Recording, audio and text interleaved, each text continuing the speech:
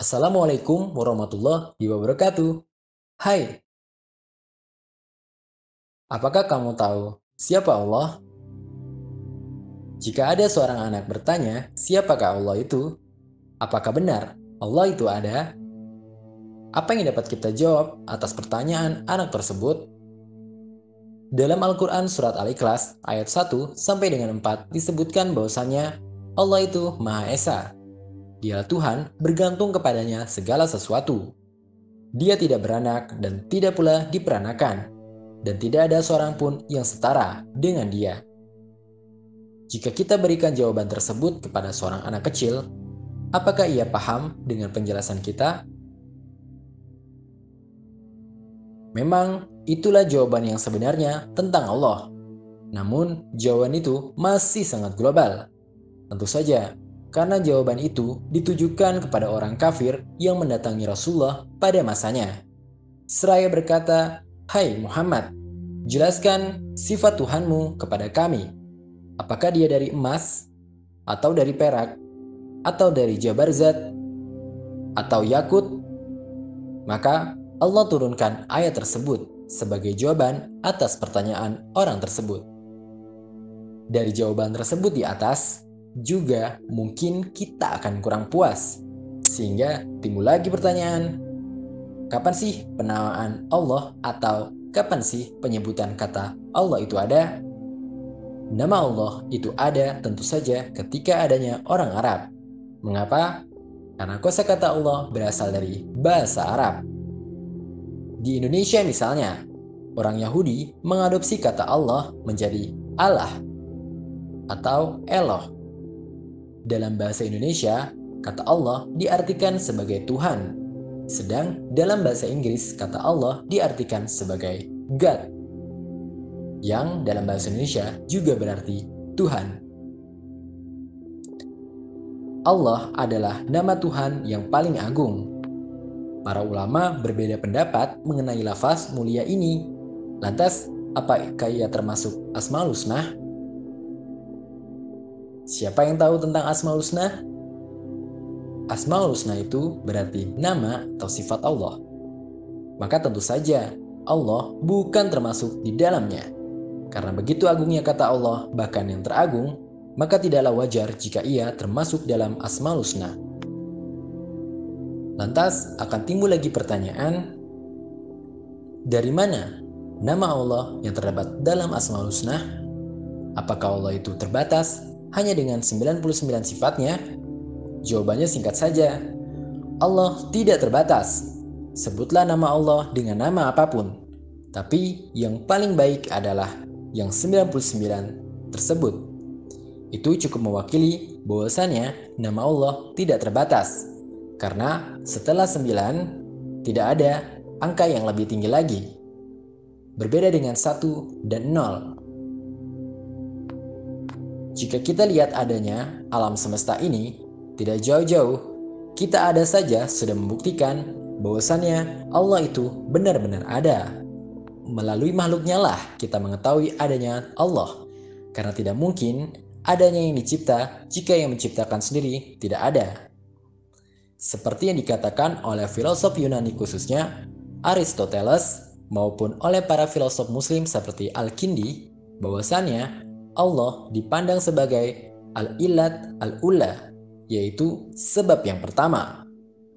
Persepsi tersebut beranjak dari keyakinan bahwa suatu kejadian tidak bisa terjadi karena dirinya sendiri, tetapi terjadi karena sesuatu yang lain.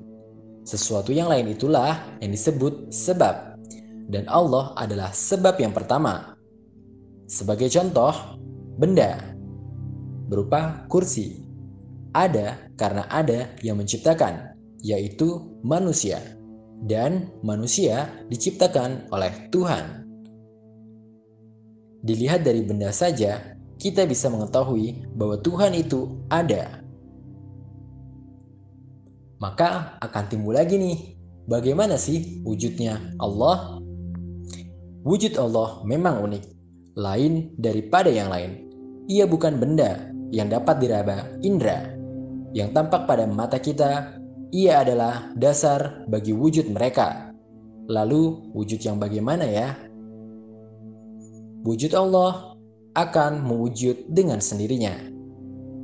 Mengapa? Tidak mudah untuk menjelaskannya, tapi cobalah renungkan ini. Ketika kita mengatakan meja ada, kursi ada, pulpen ada, buku ada, langit ada, planet ada, bahkan alam semesta ini ada, semua itu kita bisa katakan sebab kita telah meyakini kata ada. Semua yang kita katakan ada sebab kita percaya. Mustahil bagi kita mengatakan ada apabila kita tidak percaya. Hal inilah yang akan menjadi dasar bagi kita para manusia mempercayai adanya Tuhan atau mewujudkan bahwa Allah itu ada. Memang membicarakan Tuhan tidak akan ada habisnya dan memang tidak perlu kita cari sampai akar-akarnya karena akal kita yang terbatas. Yang wajib kita lakukan hanya beriman kepadanya. Beriman itu juga tidak cukup hanya dilafazkan bibir, namun juga harus dipercayakan dalam hati dan diiringi dengan perbuatan. Seperti disebutkan dalam Al-Quran, Surat An-Nisa ayat 136. Yang artinya, wahai orang-orang yang beriman, tetaplah beriman kepada Allah dan Rasul-Nya, dan kepada kitab yang Allah turunkan kepada Rasul-Nya, serta kitab yang Allah turunkan sebelumnya. Barang siapa yang kafir kepada Allah, malaikat-malaikatnya, kitab-kitabnya, rasul-rasulnya, dan hari kemudian, maka sesungguhnya orang itu telah sesat sejauh-jauhnya. Lantas, Allah berada di mana?